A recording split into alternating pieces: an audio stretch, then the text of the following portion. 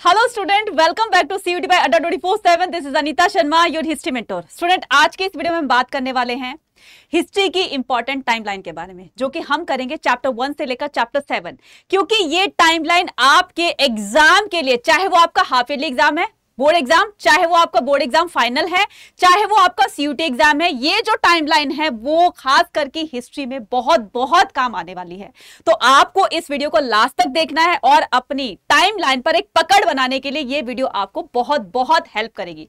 तो चलिए स्टार्ट करते हैं बिना टाइम वेस्ट के। अच्छा, मुझे ये बताओ, किन किन बच्चों को प्रॉब्लम होती है कि हिस्ट्री में डेट लर्न नहीं होती है, पॉलिटी में डेट लर्न नहीं होती है? ठीक है, तो वो डेट्स को लर्न करने में आप भी कभी कभी सोचते होंगे कि काश यार ऐसा हो जाए कि सारी की सारी इंपॉर्टेंट टाइमलाइंस जो हैं वो हमें एक ही जगह पर मिल जाए, तो बार बार हमें देखना ना पड़े। आपके इसी प्रॉब्लम को मद्देनजर रखते हुए आज की ये वीडियो आप ही को डेडिकेटेड है, तो आपको इसको ध्यान से देखना है लास्ट तक में। तो आपको क्या करना है, सबसे पहले हमको क्या करना है, इसकी इंपॉर्टेंट टाइमलाइन देखनी है। तो स्टार्ट करते हैं हम चैप्टर 1 से, जिसका नाम है ब्रिक, बीट्स एंड बोन्स। तो यहां से स्टार्ट करते हैं। तो इसमें जो इंपॉर्टेंट टाइमलाइन आई है उसको ध्यान से देखिएगा जरूर, ठीक है। तो major development in the Harappa archaeology, 19वीं सेंचुरी की बात कर रहे हैं हम। तो 1875 में report of the Alexander Cunningham on the Harappa seal, Alexander Cunningham को हड़प्पा की सील मिलती है, ठीक है। और इन्होंने इसकी रिपोर्ट बना करके 20वीं सेंचुरी में कहां दी, जो उनके जो एएसआई आर्कियोलॉजी ऑफिसर होता है, तो उनको वो कहां पर दी, उसको वहां पर उसको सबमिट किया। तो 1875 report of the Alexander Cunningham ओम, तो इनकी रिपोर्ट थी किसकी, अलेक्जेंडर कनिंघम की, जो कि 1875 में हड़प्पा की सील पर बनाई हुई थी। वो 20वीं सेंचुरी में उसको सबमिट किया गया। नेक्स्ट है आपका 1921 में MS was begin the excavations in the Harappa. अब बच्चे बहुत सोच रहे होंगे कि मैडम ये तो गलत दिया हुआ है कि 1921 में MS was begin the excavations at the Harappa, जबकि हड़प्पा की डिस्कवरी तो दयाराम साहनी ने करी थी। लिखा क्या हुआ है, लिखा हुआ है एक्सकवेशंस। लिखा क्या हुआ है, एक्सकवेशंस लिखा हुआ है। मतलब कि उत्खनन होता है, खुदाई होती है, तो खुदाई करना और उसको डिस्कवर करना, these are the different things. अब आपको क्या करना है, अगर एक्सकवेशंस पूछा है तो 1921 में एमएस वर्ड्स ने इसको एक्सकवेशन स्टार्ट किया था, कहां पर, हड़प्पा में। और अगर डिस्कवर पूछा जाए कि हड़प्पा को डिस्कवर किसने किया था, discovered by Dayaram Sahni, that is DR. Sahni, DR. Sahni, ठीक है। अब करते हैं 1925 में एक्सकवेशंस बिगिन मोहनजोदारो, ठीक है, एट द मोहनजोदारो। 1925 में मोहनजोदारो को एक्सकवेशंस किया गया था, स्टार्ट कर दिया गया था। अब इसके अलावा इसको डिस्कवर किसने किया, 1922 में किसने किया, 1922 में आर.डी. बनर्जी, राखल दास बनर्जी ने इसको डिस्कवर किया था, ठीक है। इसको डिस्कवर किया था राखल दास बनर्जी ने, कब, 1922 में। तो बैक टू बैक ईयर है, तो इस पर भूल मत जाना। 1921 में हड़प्पा को डिस्कवर किया था दयाराम साहनी ने, 1922 में मोहनजोदारो को डिस्कवर किया था आर.डी. बनर्जी ने। एक्सकवेशंस कब किया था, किसने किया था, एक्सकवेशंस किया था 1925 में। किसने, मोहनजोदारो को एक्सकवेशंस की स्टार्ट हो गई थी। उसके अलावा R.E.M. Wheeler excavations eight Harappa, तो ये पहले जो 1921 में दिया, ये एमएस वर्ड्स ने इसकी एक्सकवेशंस की थी, और 1946 में R.E.M. विलर ने हड़प्पा को एक्सकवेशन स्टार्ट किया था। नेक्स्ट आता है कि 1955 में R.S. Rao begins the excavations at Lothal, तो लोथल को एक्सकवेट किया। नेक्स्ट आता है 1960 में B B Lal and the B K Thapar begin the excavations of the Kalibanga. ये जितनी भी साइट है, कालीबंगा है, लोथल है, हड़प्पा है, मोहनजोदारो है, ये हड़प्पा सिविलाइजेशन की मेन साइट्स है, ठीक है, जहां से अक्सर क्वेश्चंस पूछे जाते हैं। 1990s में R.S. Beast begin the excavations of Dholavira, ठीक है। तो इसको जरूर से नोट कीजिएगा, यहां से आपका क्वेश्चन 100% आना है। नेक्स्ट आता है major political and the economic development, यानी कि अब हमारा चैप्टर 2 स्टार्ट हो गया। चैप्टर 1 में इतने ही थे, चैप्टर 2 स्टार्ट हो गया है। चैप्टर 2 में हम करने वाले हैं 1600 to 500 BC पेडी ट्रांसप्लांटेशन। तो कई बार क्वेश्चन पूछ लिया जाता है कि पेडी ट्रांसप्लांटेशन कब स्टार्ट हुआ था, तो पेडी ट्रांसप्लांटेशन ये हुई थी 600 to 500 BCE में। BC का मतलब होता है बिफोर क्राइस्ट एरा, ठीक है, बिफोर कॉमन एरा भी कह सकते हो। जीसस क्राइस्ट के बर्थ से पहले का जो टाइम था उसको बिफोर कॉमन एरा या बिफोर जीसस क्राइस्ट एरा भी कहा जाता है। नेक्स्ट आता है अर्बनाइजेशन ऑफ द गंगटिक वैली, तो गंगा वैली में अर्बनाइजेशन कब स्टार्ट हुई थी, शहरों का निर्माण, नए नए शहरों का निर्माण हुआ था, तो कब हुआ था, 600 to 500 BC में। महाजनपदास, पंचमहा कोयन, तो ये सारी की सारी चीजें 600 to 500 BC के बीच में हुई थी। नेक्स्ट आता है कि 500 to 400 BC में ruler of Magadha consolidate their power, ठीक है। तो मगध में जो है वो रूलिंग स्टार्ट हो गई थी 500 टू 400 बीसी में। 327 टू 325 बीसीई में क्या हुआ था, इन्वेजन ऑफ अलेक्जेंडर ऑफ मकदूनिया। मकदूनिया के रूलर जिनका नाम था अलेक्जेंडर, तो उन्होंने यहाँ पर अपनी रूलिंग स्टार्ट कर दी थी। कब, 327 से 325 बीसी में। 321 ये बहुत इंपॉर्टेंट डेट है, यहां से चंद्रगुप्त मौर्य की रूलिंग स्टार्ट हो जाती है। 272 से लेकर के 268 और उसके बाद 231 तक का जो टाइम पीरियड रहा वो है ग्रेट अशोका। अब आपके लिए एक होमवर्क क्वेश्चन है, होमवर्क क्वेश्चन है कि बैटल ऑफ कलिंगा, ठीक है, बैटल ऑफ कलिंग, ये आपको मुझे कमेंट सेक्शन में लिखकर बताना है। बैटल ऑफ कलिंग कब हुआ था ये आपको बताना है, ठीक है। कलिंग का युद्ध कब हुआ था ये आपको मुझे कमेंट सेक्शन में लिखकर बताना है।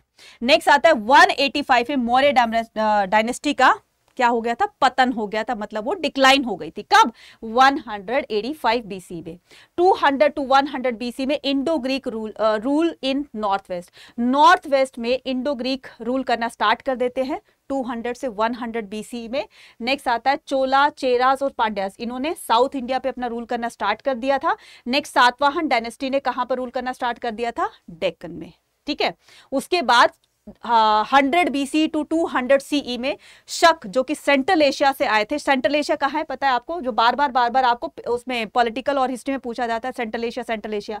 तो ये जो आप एरिया देख रहे हो ना, कौन सा वाला, ठीक है, ये कौन से वाला, ये वाला जो एरिया देख रहे हो, स्थान वाली जितनी भी कंट्री होती है, अफगानिस्तान, किर्गिस्तान, तजाकिस्तान, उज्बेकिस्तान, जितनी भी स्थान वाली कंट्री, वो सारी की सारी सेंट्रल एशिया में काउंट होती है। यहीं से ही आए थे शक रूलर और उन्होंने इंडिया पर रूल करना स्टार्ट कर दिया था। 78 सीई में क्या होता है, accession of the Kanishka. Next आता है 100 to 200 CE earliest inscriptions evidence. सबसे पहले जो इंस्क्रिप्शंस मिले थे वो कब मिले थे, 100 टू 200 सीई में, एविडेंस ऑफ द लैंड। तो इन इंस्क्रिप्शंस में क्या पाया गया, इन इंस्क्रिप्शन में लैंड ग्रांट करने का सिस्टम, जो सिलसिला जो चलाया गया था, इंट्रोड्यूस किया गया था, उसी की ही पूरी की पूरी डॉक्यूमेंटेशन हमें इंस्क्रिप्शन से मिलती है by the Satavahana and the शक रूलर्स। नेक्स्ट आता है 321 सीई में beginning of the Gupta ruler. Gupta rulers की जो रूलिंग थी वो स्टार्ट हो जाती है कब, 320 सीई में। 335 से 375 सीई में समुद्रगुप्त का रूल स्टार्ट हो जाता है, तो इसको भी ध्यान रखना है आपको। 375 से 415 सीई चंद्रगुप्त सेकंड, ठीक है, इनका रूलिंग स्टार्ट होता है। ध्यान रखना वो जो ये जो था आपका कौन सा, beginning of the Gupta ruler, तो स्टार्टिंग में जो रूलर बना था, इनके फाउंडर कौन थे, श्रीगुप्त थे। तो श्रीगुप्त यहां से रूलिंग स्टार्ट कर देते। इसके अलावा आपको क्या करना है, यहां पर देख रहे हो ना, 375 से 415 सीई में चंद्रगुप्त सेकंड का रूल स्टार्ट हो जाता है, वकाटक इन डेक्कन। तो चंद्रगुप्त मौर्य की बेटी का क्या नाम था, प्रभावती गुप्ता। प्रभावती गुप्ता की शादी चंद्रगुप्त मौर्य की बेटी थी प्रभावती गुप्ता, इनकी शादी वकाटक डेक्कन के सुल्तान से होती है, उनके राजकुमार से होती है, तो ये वही हैं, ठीक है। उसके बाद 500 टू 600 सी में राइज ऑफ द चालुक्य इन कर्नाटका। तो चालुक्य कहां पर रूल करने लगे, कर्नाटका में, और जो पालवास थे वो तमिलनाडु में। मोस्टली बच्चे कंफ्यूज हो जाते हैं इस पे, चालुक्य कहां रूल कर रहे थे, और ये जो पांड्याज है वो पालवास है वो कहां रूल कर रहे थे, तमिलनाडु में, चालुक्य कर्नाटका में। 606 से लेकर के 647 के बीच में हर्षवर्धन, जो कि हिंदू सबसे पावरफुल जो लास्ट रूलर थे, हिंदू रूलर, वो हर्षवर्धन ही थे, ठीक है। और हर्षवर्धन का जो एक हर्षवर्धन कहां के राजा थे, ये शासक थे कहां के, कन्नौज के। तो इनका रूलिंग बताया गया है, रूलिंग पीरियड है इनका 606 से लेकर 647, और इन्हीं के ही रूलिंग पीरियड में Chinese pilgrims Xuanzang comes in the search of the Buddhist text। तो ये बुद्धिस्ट टेक्स्ट की सर्चिंग में इनके शासनकाल में ये चाइना से ट्रैवलर आते हैं। कई बार यहां से भी 1 मार्क का क्वेश्चन पूछा जाता है, तो ये भी बहुत इंपॉर्टेंट है। नेक्स्ट आता है 711 में अरबों का इन्वेड स्टार्ट हो जाता है इंडिया के अंदर, और 711-12 में पहला जो अरब आता है, ठीक है, वहीं से ही इस्लाम धर्म इंडिया में एंटर कर जाता है, और उसके बाद से फिर दिल्ली सल्तनत के मुगलों तक ये चलता रहता है। नेक्स्ट आता है 18th सेंचुरी में the advances of the epigraphy, ठीक है। तो नेक्स्ट करते हैं हम, एपिग्राफी किसको बोलते हैं, एपिग्राफी कहते हैं स्टडी ऑफ इंस्क्रिप्शंस। उस स्टडी को क्या कहते हैं, एपिग्राफी बोलते हैं, और जो उस पर स्टडी करता है उसको एपिग्राफिस्ट बोलते हैं, ठीक है। नेक्स्ट 1724 में एस्थेटिक सोसाइटी ऑफ बंगाल की स्थापना की गई थी। 19th सेंचुरी में 1810 में colonel Mackenzie collect the over 8000 inscriptions in. तो कर्नल मैकेंजी ने लगभग 800 इंस्क्रिप्शंस, लगभग 8,000, 800 नहीं है, ठीक है, 8,000 है, 8,000 inscriptions in Sanskrit and Dravidian language. तो ये इन दोनों लैंग्वेज में लगभग 8,000 इनको इंस्क्रिप्शंस मिलते हैं। 1838 में, ये बहुत इंपॉर्टेंट डेट है, 1838 में अशोका के इंस्क्रिप्शंस को डिसाइफर किसने किया था? ये किया था जेम्स प्रिंसेप ने 1838 में। नेक्स्ट आता है 1877 में Alexander Cunningham publishes a set of the Ashoka inscriptions. ठीक है, तो इन्होंने क्या किया? पब्लिश किया था किसको? अशोका के इंस्क्रिप्शंस को। कब? 1877 में। 1886 में first issue of Epigraphia Carnatica a journal of South India inscriptions. ठीक है, तो ये कब पब्लिश किया गया था? 1886 में। नेक्स्ट आता है 1888 में first issue of the Epigraphica indica. अच्छा, एक इंडिका बुक भी थी, कमेंट सेक्शन में लिखकर बताना इंडिका बुक किसने लिखी थी। ठीक है, ये भी बताना आपको, राइट। लेकिन ये यहाँ पर 1888 में क्या लिखा गया है? First issue Epigraphia Indica. तो ये दोनों अलग अलग है, इसमें कंफ्यूज नहीं होना है। 20th सेंचुरी में 1965 से 66 में डीसी सरकार publishes the Indian epigraphy and Indian epigraphical grocery. तो ये इंपॉर्टेंट नहीं है, बाकी सारे देख लेना, इंपॉर्टेंट जो भी है वो उसको मार्क कर लेना।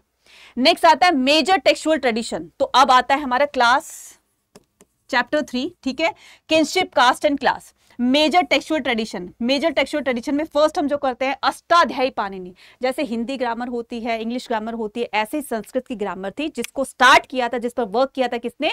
पाणिनि ने। कब किया था?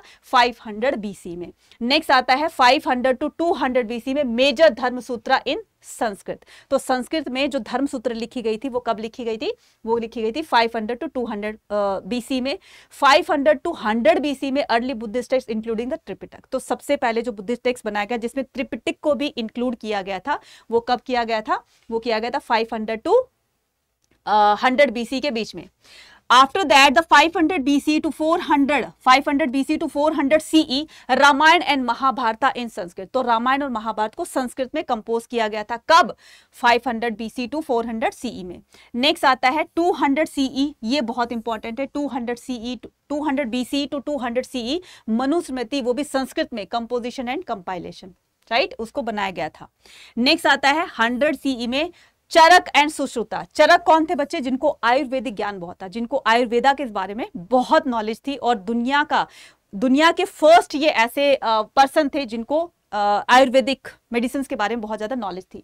चरक वो थे जिन्होंने पूरी दुनिया में, ये पहले ऐसे इंसान थे, पहले ऐसे पर्सन थे जिन्होंने प्लास्टिक सर्जरी को वो किया था, इंट्रोड्यूस किया था। ठीक है, तो Charaka and the Sushruta Samhita works on the medicine in the Sanskrit. तो इनकी बुक जो है वो संस्कृत में लिखी गई थी।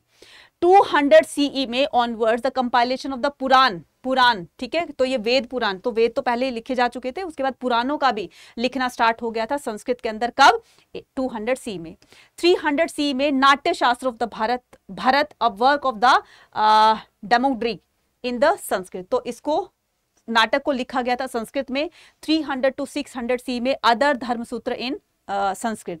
400 टू 500 CE में Sanskrit place including the work of the Kalidasa. Kalidasa कौन थे? संस्कृत के महान ज्ञाता थे, संस्कृत स्कॉलर थे। कौन? कालिदास। तो इनके वर्क्स काफी सारे, इनके बहुत सारे नाटक हैं जो आज भी फेमस है और उस टाइम भी फेमस थे। ठीक है, तो इनका टाइम पीरियड बताया गया है 400 टू 500 BC में। Major landmarks in the study of the Mahabharata. 1919 से 1966 तक क्या किया गया था? महाभारत का क्रिटिकल एडिशन तैयार किया गया था। किसके द्वारा? ठीक है, बाय VS शुकांतकर। ठीक है, VS शुकांतकर, ठीक है, शुकांतकर एंड हिज टीम। तो उनकी टीम ने उनके साथ मिलकर के इस महाभारत के क्रिटिकल एडिशन को तैयार किया था। 1973 में JAB van Buitenen begins the English translation of the critical. तो इन्होंने इसको क्या बोलते हैं, ये जो क्रिटिकल एडिशन था महाभारत का, इसको इंग्लिश में ट्रांसलेट किया। ठीक है, कब? जब इनकी डेथ हो गई थी 1978 में। नेक्स्ट आता है मेजर रिलीजन। अब हम आ गए हैं चैप्टर 4 पर आ गए हैं। नेक्स्ट आता है मेजर रिलीजन डेवलपमेंट। तो 1500 टू 1000 BC में अर्ली वैदिक पीरियड को 2 भागों में बांटा गया है, एक अर्ली वैदिक पीरियड और एक लेटर वैदिक पीरियड। अर्ली वैदिक पीरियड का टाइम पीरियड बताया गया है 1500 टू 1000 BC, और लेटर वैदिक पीरियड का ठीक उसके बाद से स्टार्ट हो जाएगा 1000 टू 500 BC। लेकिन इसी में एक और चीज हुई थी, वो क्या थी? ऋग्वेद को कंपोज किया था। ठीक है, ये बहुत बार क्वेश्चन पूछा जाता है। ऋग्वेद वाज कंपोज्ड कब किया गया था? 1500 to 1000 BC में। 6th सेंचुरी में अर्ली उपनिषद, जैनिज्म, बौद्धिज्म, ठीक है। 3rd century BC the first stupa. उसके बाद 2nd सेंचुरी में, तो 3rd सेंचुरी में क्या हुआ था? फर्स्ट जो स्तूपा था उसको उसके कुछ एविडेंसेस मिले थे, ठीक है। उसके बाद मतलब एविडेंसेस इन द पास कि फर्स्ट जो स्तूपा बनाया गया था वो 3rd सेंचुरी में बनाया गया था। इसके अलावा 2nd सेंचुरी में डेवलपमेंट ऑफ द महायान, तो बौद्धिज्म के 2 पार्ट हो गए थे, 2 ब्रांच हो गई थी, महायान और हीनयान। ये जो महायान था ये न्यू वाली ब्रांच थी, महायान थी ये न्यू वाली ब्रांच थी, और इससे पहले जो हीनयान थी वो ओल्ड ब्रांच थी, तो दोनों में कंफ्यूज नहीं होना है। उसके अलावा शैविज्म और BCE ऑनवर्ड्स द शैविज्म और Vaishnavism and the goddess of cults, तो ये मूर्ति पूजा का जो प्रचलन था वो स्टार्ट हो गया था कब? 2nd सेंचुरी में। 3rd सेंचुरी में ही थर्ड सेंचुरी CE में ही अर्लीस्ट टेंपल, यानी कि पहले के जो टेंपल, सबसे पहले जो टेंपल बने थे वो 3rd सेंचुरी में स्टार्ट हो गए थे, राइट।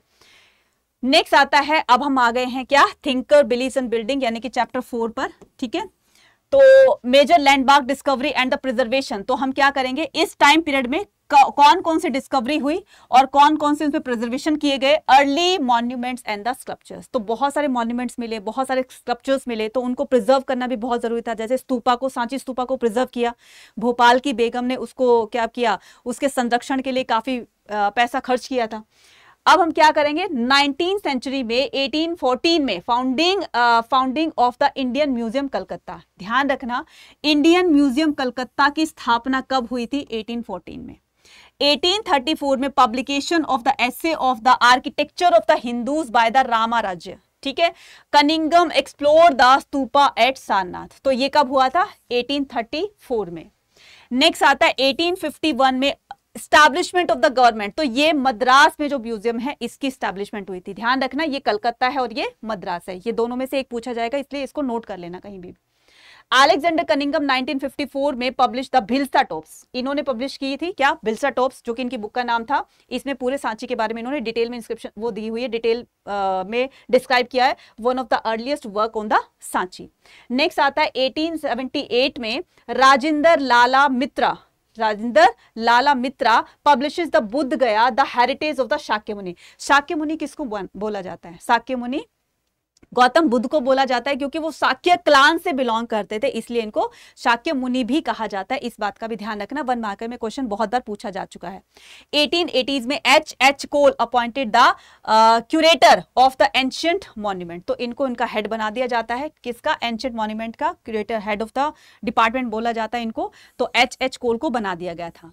1888 में passing the trove act giving the government the right of the acquire all the object of the archaeological interest, तो फिर ये बहुत सारे मतलब आर्कियोलॉजी जो है वो उनको जो खुदाई के दौरान जो चीजें मिलती है एक्सकवेशंस के दौरान, उनको ज्यादा कलेक्ट करने की एक तरह से अथॉरिटी मिल गई थी। तो कब मिली थी? 1888 में।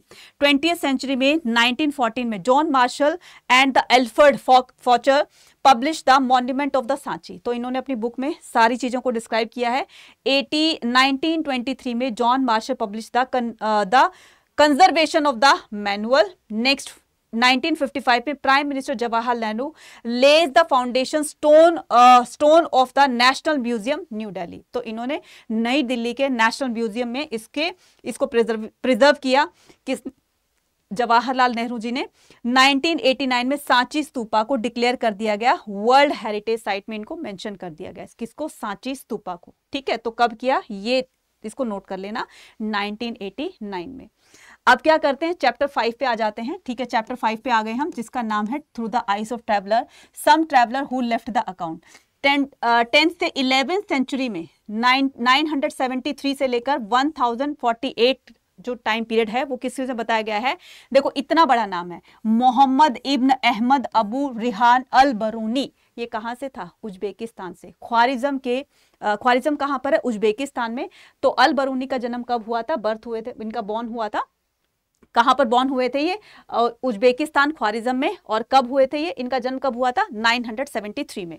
नेक्स्ट आता है 13th सेंचुरी में। यहां से सेंचुरी से क्वेश्चन 101% पूछे जाते हैं। जब तक आपको सेंचुरीज या ये ईयर लर्न नहीं होगे तब तक आप क्रोनोलॉजिकल या उसको रीअरेंज नहीं कर सकते। इसलिए इस बात का बहुत बहुत खास तौर पर ध्यान रखिएगा कि आपको हर चीज को बहुत अच्छे से समझकर चलना होगा। 13th सेंचुरी में 1254 टू 1323 में मार्को पोलो कहाँ के थे? ये इटली के ट्रैवलर थे। तो कई बार क्वेश्चन आ जाता है, एक तरफ तो आपके कंट्री का नाम दे दिया जाएगा, एक तरफ आपको ट्रैवलर का नाम दे दिया जाएगा, उससे मैच करने के लिए आपको आ सकता है क्वेश्चन। तो इस तरह के क्वेश्चन भी पूछे जाते हैं। 14th सेंचुरी में 1304 टू 77 में इब्न बतूता, ये कहाँ का था? ये मोरक्को का था। ठीक है, मोरक्को का। तो ये तो बहुत बार क्वेश्चन आपके बोर्ड एग्जाम में भी पूछा जाता है और सीयूटी में भी पूछा गया है। नेक्स्ट आता है 15th सेंचुरी में 13 से लेकर 82 में अब्दुल रज़ाक कमाल अल दिन इब्न अशाक अल समरकंदी फ्रॉम द समरकंद। इतना बड़ा नाम है ना, इतना बड़ा सा नाम है। सारे रिश्तेदारों का नाम लगता है कि इन्होंने मेंशन कर दिया, लेकिन ये एक ही पर्सन का नाम था जिसको कहा जाता है अब्दुल रज़ाक समरकंदी। और ये कहाँ के ट्रैवलर थे? समरकंद के। 16th सेंचुरी में 1518 में दौड़ते बरबोसा विजिट टू इंडिया। ठीक है, और इनकी डेथ हुई थी 1521 में। ठीक है, ये कहाँ के ट्रैवलर थे? ये पुर्तगाल के थे।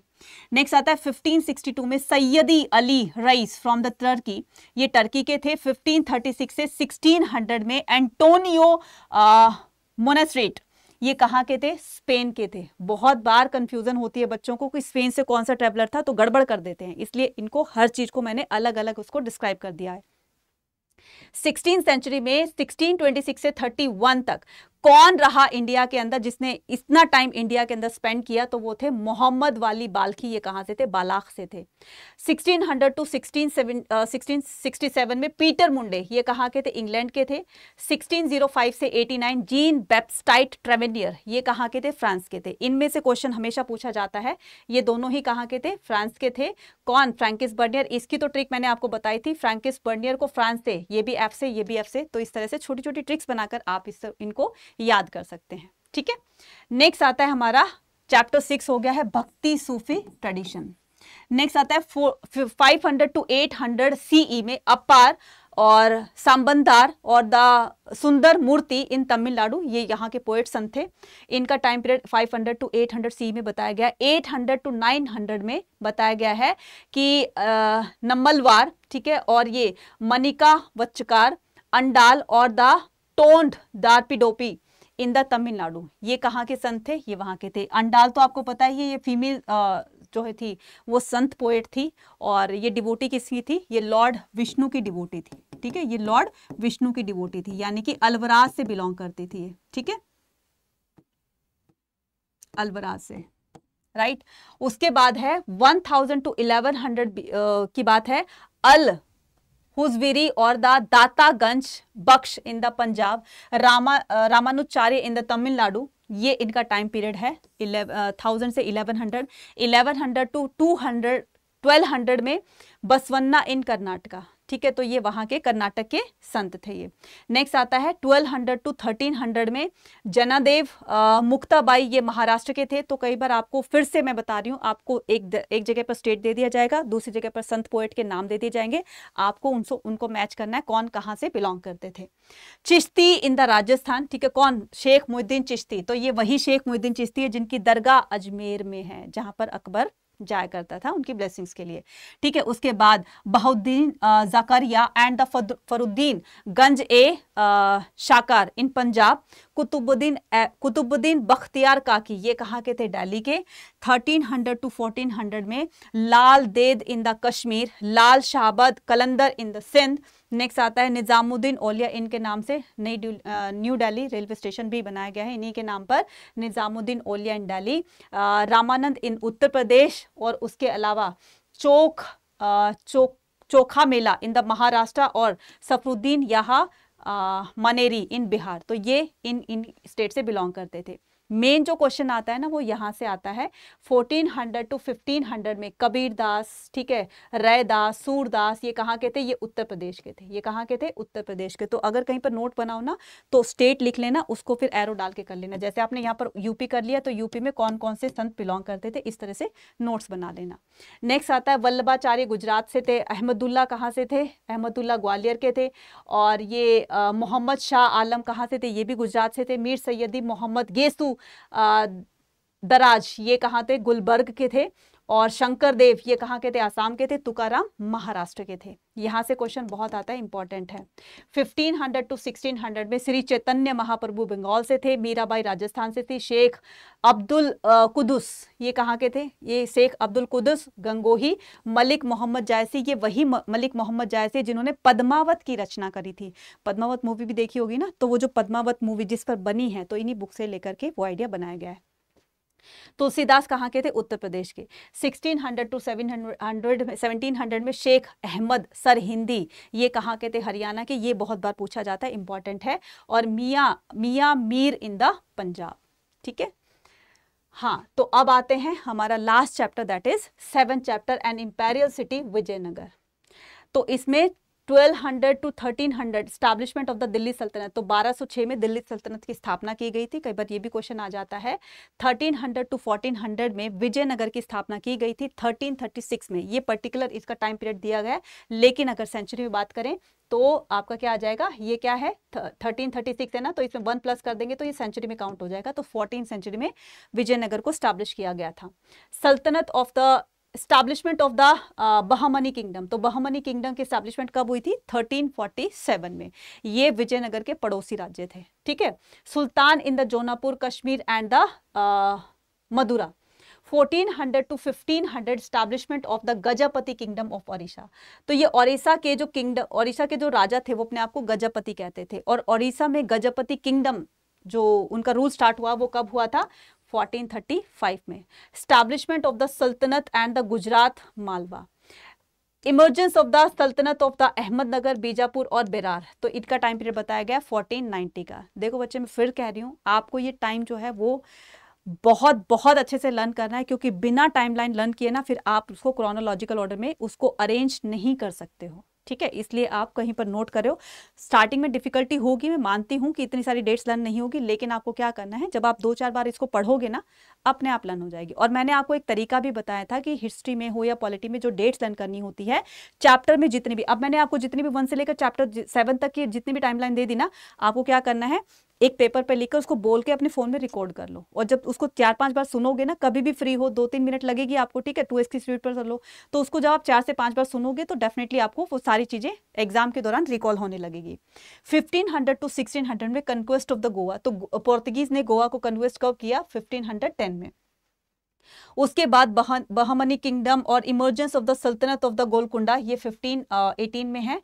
Establishment of the Mughal empire by the Babur, तो ये 1526 में, जो कि पानीपत की फर्स्ट बैटल भी उसी के साथ, उसी को जीत करके बाबर ने मुगल एम्पायर की स्टैब्लिशमेंट कर दी थी। और ये मुगल एम्पायर के फाउंडर भी माने जाते हैं, कौन? बाबर। तो ये था हमारा आज का ये। इसके अलावा यहाँ पर थोड़ी कुछ 2-3 इंपॉर्टेंट लाइन और भी हैं, इंपॉर्टेंट टाइमलाइन। 1800 में colonel Mackenzie visited the Vijayanagar, तो कर्नल मैकेंजी ने विजिट किया था विजयनगर को कब? 1800 में। 1856 में अलेक्जेंडर ग्रीनलॉ, इन्होंने सबसे पहले हम्पी के जो एविडेंसेस, जो रुइंस, जो पीसेस नीचे टूटकर गिर गए थे, उनकी सबसे पहली फोटोग्राफी की, उसके बारे में रिसर्च किया और फिर दुनिया को उसके बारे में बताया कि पहले इस नाम की जो है इतनी प्रोस्पेरियस सिटी रह चुकी थी।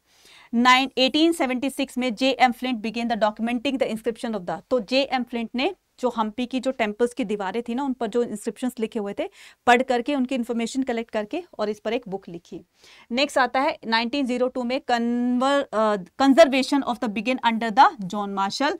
1986 में Hampi declare a world heritage site by the UNESCO, ये बहुत इंपॉर्टेंट है। और इसके अलावा एक इंपॉर्टेंट डेट है, 1976 में हम्पी को नेशनल इंपॉर्टेंस दी गई थी, ठीक है।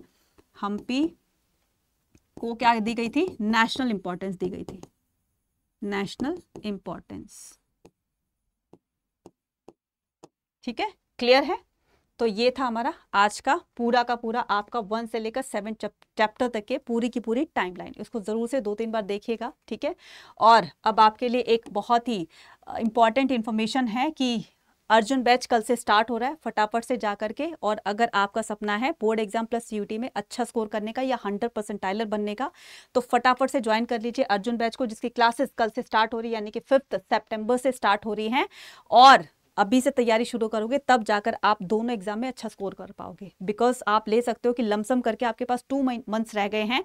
नवंबर तक, आपके अक्टूबर तक सिलेबस खत्म हो जाना है। नवंबर में फिर हम रिवीजन करेंगे, उसके बाद दिसंबर में आपके प्री बोर्ड स्टार्ट हो जाएंगे, उसके बाद फिर आपके प्रैक्टिकल स्टार्ट हो जाएंगे, देन उसके बाद आपका फाइनल एग्जाम स्टार्ट हो जाएगा। तो हमें सीयूटी के लिए तैयारी इतनी करने की फिर हमारे पास टाइम नहीं रहेगा। इसलिए अभी से अपनी सीयूटी प्लस बोर्ड एग्जाम की तैयारी में लग जाइए, उसको स्टार्ट कर दीजिए। उसके लिए अड्डा 24/7 की तरफ से आपके लिए लॉन्च किया गया है अर्जुन बैच को, जल्दी से जाकर इनरोल कर लीजिए। और इस पर मैक्सिमम डिस्काउंट पाने के लिए, इस पर अब 17% का डिस्काउंट नहीं, पूरे 20% का आपको डिस्काउंट मिल रहा है with the help of use this coupon code, that is Y489। बस आपको ये कूपन कोड लगा देना है, इस पर आपको मैक्सिमम डिस्काउंट मिल जाएगा। अगर आप चाहते हैं कि मुझे अभी सीयूटी की तैयारी नहीं करनी है, मुझे सिर्फ क्लास 12 की तैयारी करनी है, तो उसके लिए आपके ये इग्नाइट बैच है, इस पर भी आपको पूरे 20% का डिस्काउंट मिलेगा जब आप कूपन कोड यूज करेंगे Y489। ठीक है, चैनल को जल्दी से जल्दी सब्सक्राइब कर लो, कमेंट कर दो और शेयर कर दो ज़्यादा ज़्यादा बच्चों तक। इसको पहुंचाने के बाद इसको चाहो तो लाइक कर सकते हो, ठीक है। अब इसको परचेज कैसे करना है बस फटाफट से आपको बता देती हूँ। तो इसके लिए आपको जाना है कहाँ पर, गूगल के पास, ठीक है। गूगल बाबा के पास जाना है और उनको बोलना है कि हमें अड्डा 24/7 लेकर चलिए। तो अड्डा 24/7 पर ऑल कोर्सेज पर क्लिक करना है, then under grade entrance exam पर क्लिक करना है, सीयूटी पर क्लिक करना है। अगर आप में से कोई हिंदी का भी है ना, तो यहाँ पर देखो सीयूटी आर्ट्स हिंदी, ठीक है, तो वो आर्ट्स का भी बैच ले सकता है हिंदी मीडियम वालों के लिए। तो इस पर भी आपको मैक्सिमम डिस्काउंट मिलेगा कूपन कोड Y489 यूज करके। अब क्या है, महापैक लो, आर्ट्स का बैच लो, या फिर कोई भी कॉमर्स का हो, साइंस का हो, तो आप अपने स्ट्रीम के अकॉर्डिंग आप अपना ये चूज कर सकते हैं। तो ये क्या है, आपका पूरा का पूरा डेटा है। तो ये अर्जुन बैच है। अर्जुन बैच में एनरोल करने के लिए आपको बता दूं कि 550 आवर्स की आपको लाइव क्लासेस मिल रही है, 107 टेस्ट सीरीज और ई बुक्स मिल रही है, यानी कि आपको 6 से 7 सब्जेक्ट आपको पढ़ाए जा रहे हैं सिर्फ और सिर्फ मात्र 8069 में। लेकिन आपको इतना पे नहीं करना पड़ेगा, आपको सिर्फ पे करना है क्या, Y489 कूपन कोड लगा दीजिए और मैक्सिमम डिस्काउंट पाइए Y489। बस आपको इसको क्या करना है, अप्लाई करना है। ये अप्लाई कर दिया और अब आपका कोर्स कितना रह गया, 8399 का। जल्दी से जाइए, क्लासेस कल से स्टार्ट हो रही है। ऐसा ना हो कि क्लासेस स्टार्ट हो जाए फिर बाद में आपका बहुत कुछ मिस हो जाए। इसलिए एक अच्छी तैयारी के साथ जाइए और अच्छे अच्छे मार्क्स लेकर आइए। और आप अपने आप को भी और अपने पेरेंट्स को भी एक जो खुशी होती है ना, वो दीजिए। तो अपने सपनों को भी पूरा कीजिए, साथ में अपने पेरेंट्स का भी। फटाफट से अर्जुन बैच को ज्वाइन कीजिए। मिलते हैं अपनी नेक्स्ट वीडियो में। Till then take care, bye bye.